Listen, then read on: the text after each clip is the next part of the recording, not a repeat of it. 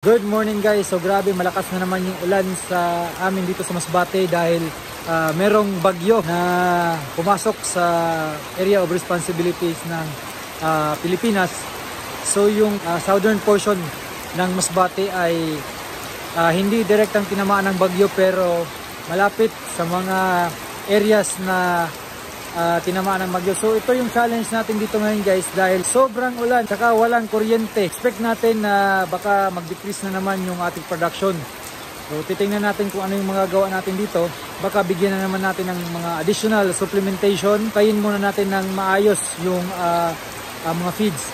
So yung mga poultry boys natin dito guys nahihirapan mag-harvest at saka mag-transport ng mga itlog dahil sa sobrang ulan. So kailangan natin ma-dispose kaagad yung mga itlog na na-harvest natin ngayon. Kasi may mga customers, so marami ng mga customers yung naghihintay sa mga itlog na ma-harvest natin ngayon.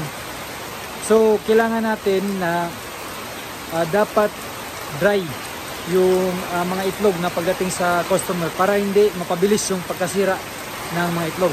As you can see guys ay nagsisimula namang pumapaw yung mga kanal na ginawa natin sa palibot ng layer buildings.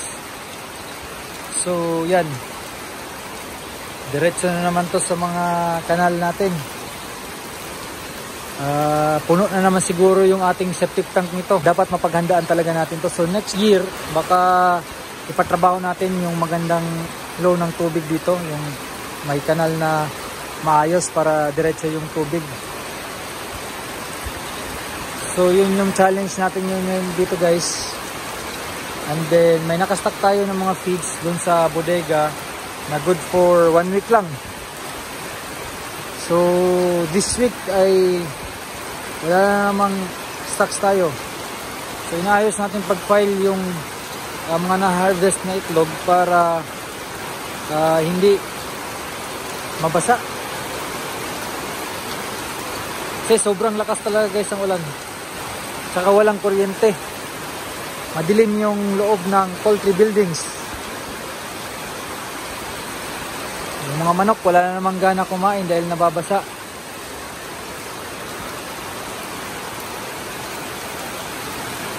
So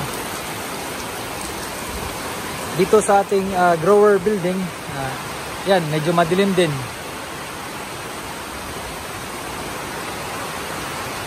Saka yung mga manok ay hindi masyado kumakain, hindi nakakita ng pagkain. Saka medyo stress kapag maingay yung ulan.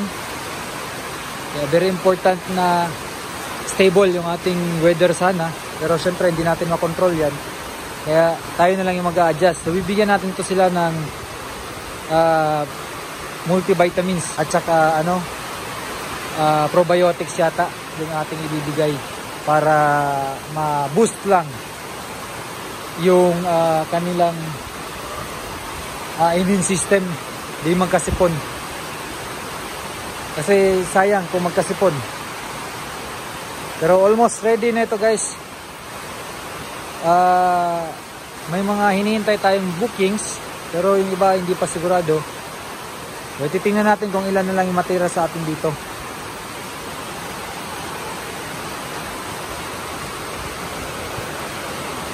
Yan o. Yan. Kulang na lang dibik. Second dibik. Pero maganda na yung yung pakapalaki.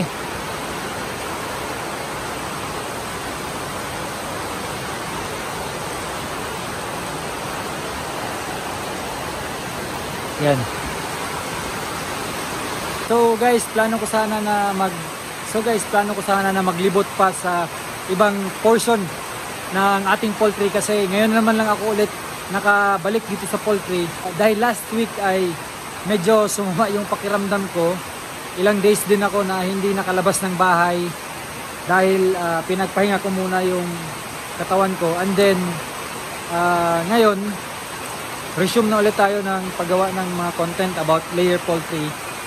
Tapos timing na may pumasok na bagyo, so hindi ako nakapaglibot ng maayos kasi gusto ko sanang tingnan yung isang portion doon sa layer building 5 na ipapa-repair namin dahil i-install namin yung another 500 heads capacity na steel cage.